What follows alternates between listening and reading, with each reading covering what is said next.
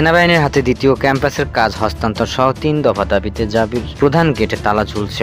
অনশন করছে জগন্নাথ বিশ্ববিদ্যালয়ের শিক্ষার্থীরা। সোমবার সকালে বিশ্ববিদ্যালয়ের প্রধান গেটে শিক্ষার্থীর তালা ঝুলিয়ে দিতে দেখা গেছে। এর আগে রবিবার সকালে 8:30 থেকে অনশন শুরু করে শিক্ষার্থীরা। অনশনে অসুস্থ হয়ে প্রায় 15 জন হাসপাতালে ভর্তি হয়েছেন। উপাচার্যের আশ্বাসে অনশন ভাঙেননি শিক্ষার্থীরা। সরজমিনে দেখা যায় বিশ্ববিদ্যালয়ে ফটক সহ উদ্ভিদ বিজ্ঞান বিভাগ, সমাজকর্ম বিভাগ, রাষ্ট্রবিজ্ঞান বিভাগ, রসায়ন বিভাগ, সিএসই বিভাগ, পদার্থ বিজ্ঞান বিভাগ, মার্কেটিং বিভাগ, management studies, accounting and information system বিভাগ, ইতিহাস বিভাগ, আইইআর বিভাগ, ফার্মেসি বিভাগ, গণিত বিভাগ, ভূমি ব্যবস্থাপনা আইন বিভাগ, জনগণের ও সাংবাদিকতা বিভাগ, বাংলা বিভাগ এবং গণিত বিভাগের শিক্ষার্থীরা শাটডাউনের সঙ্গে একাত্মতা পোষণ করে বিভাগে ফটকের তালা ঝুলিয়ে দিয়েছেন। এদিকে ফটকে তালা ঝোলানোর কারণে ক্যাম্পাসের মধ্যে কোনো প্রকার যানবাহন ঢুকতে পারছে না। তবে সাধারণ শিক্ষার্থীরা চলাচলের জন্য পকেট গেট খোলা রাখা হয়েছে। উল্লেখ্য যে 3 দফা দাবি নিয়ে জাবির শিক্ষার্থীরা অনশন করছে তা হলো দ্বিতীয় ক্যাম্পাস সেনাবাহিনীকে হস্তান্তর করা, শিক্ষার্থীদের অস্থায়ী আবাসনের ব্যবস্থা করা, অস্থায়ী আবাসনের ব্যবস্থা না হওয়া পর্যন্ত অন্তত 70 ভাগ শিক্ষার্থীকে আবাসন ভাতা দিতে হবে।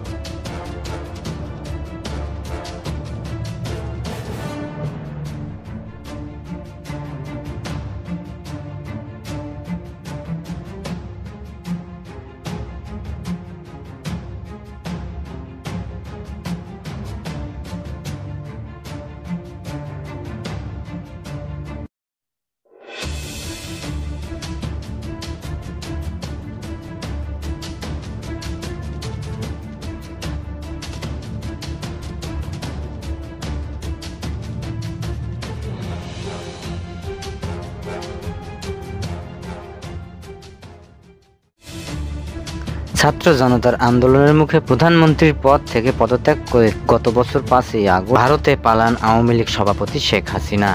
এরপর বিক্ষুব্ধ জনতা সাবেক প্রধানমন্ত্রীর সরকারি বাসভবন গণভবনে হামলা ও লুটপাট চালায়।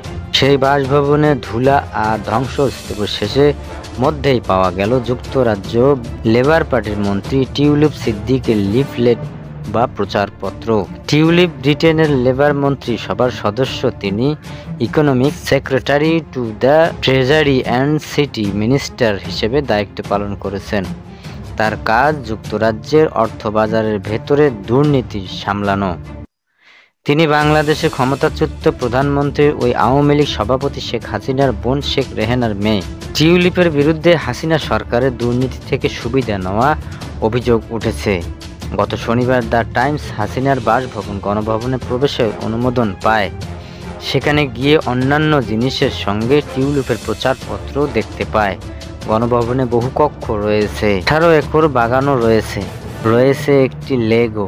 সেই লেগে হাসিনা পতনের পর বিক্ষুব্ধ জনতা গণভবনে লুটপাট চালায়। তারা বিভিন্ন ফার্নিচার, অর্থ, ফ্রিজ, শাড়ি, গহনা, দামি মাছ মাংস নিয়ে যায়। এরপরেও অনেক জিনিস ধুলা ধ্বংসাবশেষের মধ্যে পড়ে থাকতে রয়েছে। কিছু জিনিস ফেরত এসেছে এবং সেগুলো একটি আলাদা ঘরে রাখা আছে। গণভবনে একটি নোট পাওয়া গেছে যাতে বিশিষ্ট এক ব্রিটিশ ব্যারিস্টার আইন পরামর্শ ছিলেন। হাসিনার শাসন ব্যবস্থা নিয়ে একটি আন্তর্জাতিক গণমাধ্যমের অনুসন্ধান সাংবাদিকতার প্রকাশনা বন্ধের বিষয়ে ওই ব্রিটিশ ব্যারিস্টার আইন পরামর্শ দেয়। পাশেই পড়েছিল বিদেশি ব্যাংকের অ্যাকাউন্ট খোলার আবেদন ফরম। টিউলিপ এর আগে বারবার তার খালার শাসন থেকে নিজেকে আলাদা প্রমাণের চেষ্টা করেছে। 2017 সালে তিনি বলেছিলেন তারা কখনোই রাজনীতি নিয়ে আলোচনা করেনি। হাসিনার শাসন আমলে বাংলাদেশের একটি ব্যারিস্টার গুম হওয়ার বিষয়ে ওই বছর টিউলিপকে প্রশ্ন করেছিলেন এক ব্রিটিশ সাংবাদিক। এতে ক্ষেপে গিয়ে তিনি ওই আত্মসত্ত্বা সাংবাদিককে হুমকি দেয় এবং পুলিশের অভিযোগও করেন। সম্প্রতি ফ্ল্যাট বিতর্কের নামও এসেছে টিউলিপের।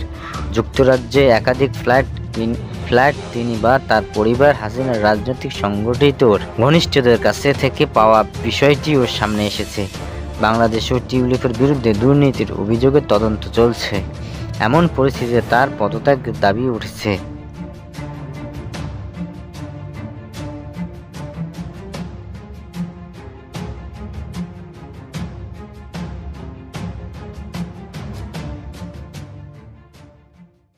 বাংলাদেশ সেনাবাহিনীর সঙ্গে সামরিক ক্ষেত্রে দুই পক্ষের সম্পর্ক আগের মতোই আছে বলে জানিয়েছেন ভারতের সেনাপ্রধান জেনারেল উপেন্দ্র দ্বিবেদী। তিনি বলেন, আজ পর্যন্ত ব্যক্তিগতভাবে কোনো পক্ষ থেকে বৈরী কোনো অবস্থা দেখা যায়নি। বাংলাদেশে যখন রাজনৈতিক পট পরিবর্তন হয়েছিল তখনও লাগাতার যোগাযোগ ছিল, ভিডিও কনফারেন্সের মাধ্যমেও কথা হয়েছিল। সামরিক ক্ষেত্রে দুপক্ষের মধ্যে যে সমন্বয় আছে আগেও ছিল, সেই রকমই আছে। বাংলাদেশ নিয়ে ভারতের সাংবাদিকদের প্রশ্নের জবাবে দ্বিবেদী বলেন, বাংলাদেশ সেনাপ্রধান জেনারেল ওয়াকারুজ্জামান সাম্প্রতি যে মন্তব্য করেছেন সেটা তুলে ধরতে চাই। তিনি বলেছেন যে আমাদের জন্য কৌশলগতভাবে ভারত গুরুত্বপূর্ণ, উল্টোটাও ঠিক, কৌশলভাবে বাংলাদেশ আমাদের জন্য গুরুত্বপূর্ণ। তিনি বলেন, আমরা প্রতিবেশী, আমাদের একই সঙ্গে থাকতে হবে, আর এটা বুঝতে হবে যে কোনো রকম বৈরিতা প্রদর্শন করলে সেটা কোনো পক্ষের স্বার্থের জন্য ভালো হবে না। ভারতীয় সেনাপ্রধান জানান, মোহাম্মদ ইউনূসের নেতৃত্বাধীন অন্তর্বর্তীকালীন সরকার দায়িত্বভার গ্রহণের পর এখন পর্যন্ত কোনো পক্ষের তরফে কোনো রকম বিরূপ পদক্ষেপ দেখা হয়নি। জেনারেল উপেন্দ্র দ্বিবেদী আরও জানান, আগে যে যৌথ মহড়া হতো সেটা বর্তমান পরিস্থিতিতে কিছুটা সময়ের জন্য স্থগিত রাখা হয়েছে। যখন পরিস্থিতি উন্নত হবে তখন সেই যৌথ মহড়া চালানো হবে।